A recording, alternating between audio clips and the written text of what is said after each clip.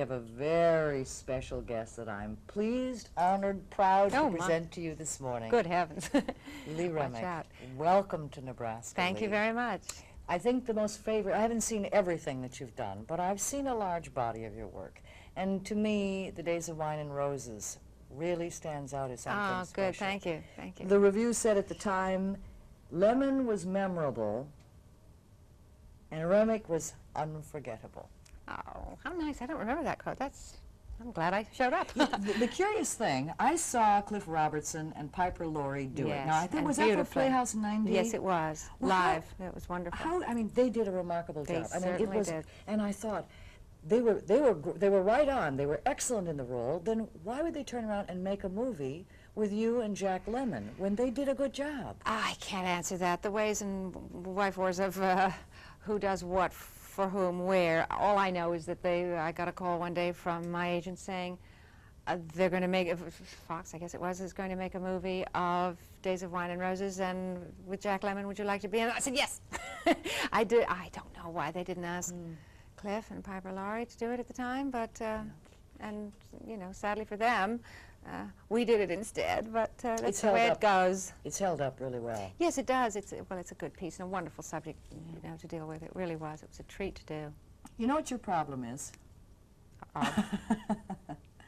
You're really too pretty. Really too pretty. And when you were very, very young, that they didn't take you seriously. They didn't know the capacity that you had because you had that pretty little doll-like face. Did that cause you any problems? Some, yes. I know that there were times along the way where I didn't have the opportunity to play a particular thing, and I don't know what offhand at the moment, but I know that I did lose roles here and there because they said, no, she's too pretty. But it also stood me in good stead through my life. It doesn't hurt, really. Yeah, right. Elia Kazan really found you dancing the samba in some little movie and selected you? Yes, it was a live television show that I did for for Robert Montgomery Presents, and he saw it because he was looking at a lot of television at that time because of Face in the Crowd being about television personality. So he saw it, and in that was a scene of me making a fool of myself in a scene in a bar or something, dancing, drinking too much and dancing or something, I can't remember.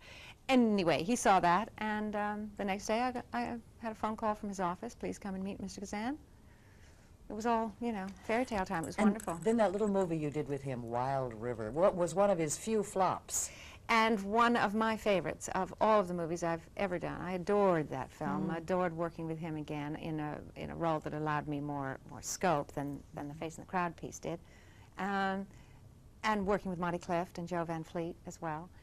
And I loved that piece. I just, you know, it was very special. It did lie there at the time. Since then, it's become, you know, it's been seen a great deal on television. It becomes sort of a cultish type film, you know. Lots of people know it now and remember it and mention it and so forth. But I think it's some of my best work.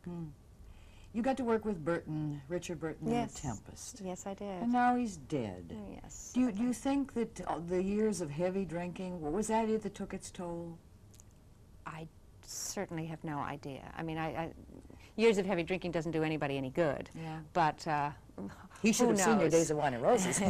Who knows whether or not that I really don't know. And in the end, it doesn't really matter. No, well, I wondered, was he drinking at the time when you did The Tempest, for example? If he was, I didn't know about it. I presume he was, because I think he did like to do that a lot. And at that time, it was before he became aware of the fact that it wasn't, you know, a very healthy thing to do.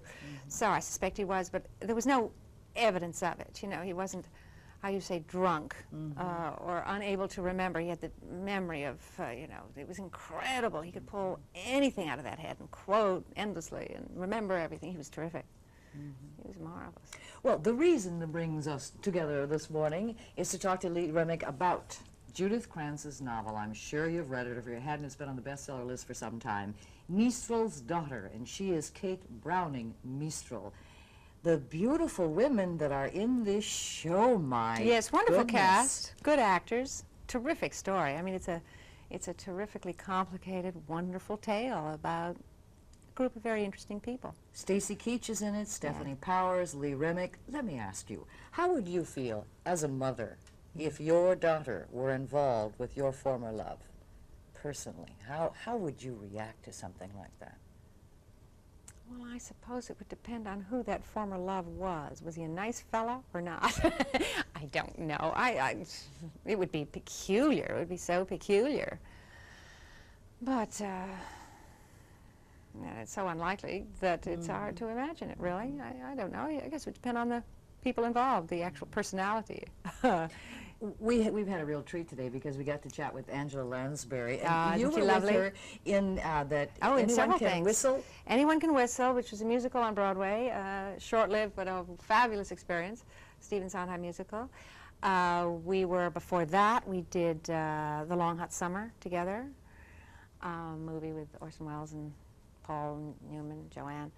And then last winter, we did a piece called A Gift of Love, A Christmas Story for television, which I think is going to be repeated this year. Which is written by somebody, Beth Streeter Ulrich, right from Nebraska, right here. Yeah.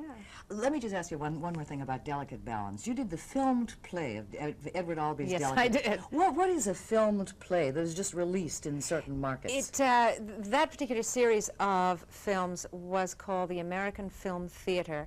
It was a group of plays that are American classics, modern American classics, and some English ones as well. But what we did was we rehearsed them as though they were going to be done as plays. We did the entire play. We didn't adapt them for filming in terms of the scripts themselves. They were word for word. At least Delicate Balance was absolutely word for word. We rehearsed it as a play. We shot it as a movie in a big house, in that case, in a big house in England. The point of which was to have movies of these amazing plays that probably wouldn't be made into films otherwise. Eli Landau at that time released them on a sort of subscription basis so that people had to buy, a group of tickets to go to see 6 of these films. That's why they were never released in the ordinary way. It was an extraordinary experience to talk about a good cast. Katharine Hepburn and Paul Scofield and Joseph Cotton and Betsy Blair and do not forget yourself.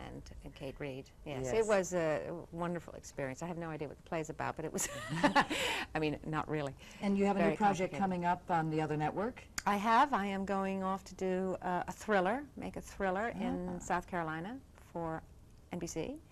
A wonderfully well-knit, neatly plotted thriller, very scary and tight and good. Yeah. Well, you should be very proud because you're in the books as one of the finest American actresses. Thank you. The compilation in the library is very thick, very fat on your fine body of work. Thank you so much. And on my fine body, I hope. Absolutely. Let's not forget that. You're going to get to see her coming up. Let's see the dates. Oh, right, coming up in September, the 24th through the 26th, it's Mistral's Daughter, the 3-day mini-series, and watch what she does with that role, too.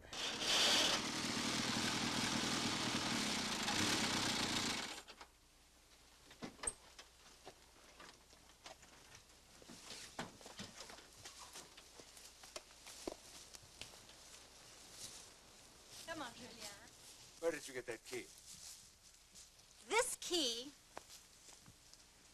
is mine. Or rather,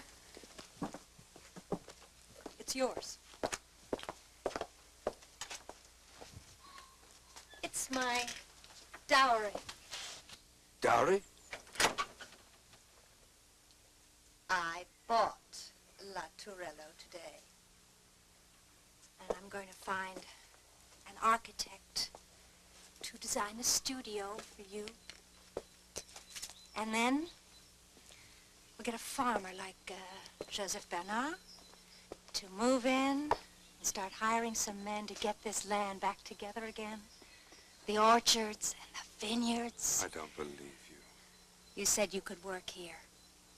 Well, I will take care of all the business part, the part you hate. And just think, so close to Felice.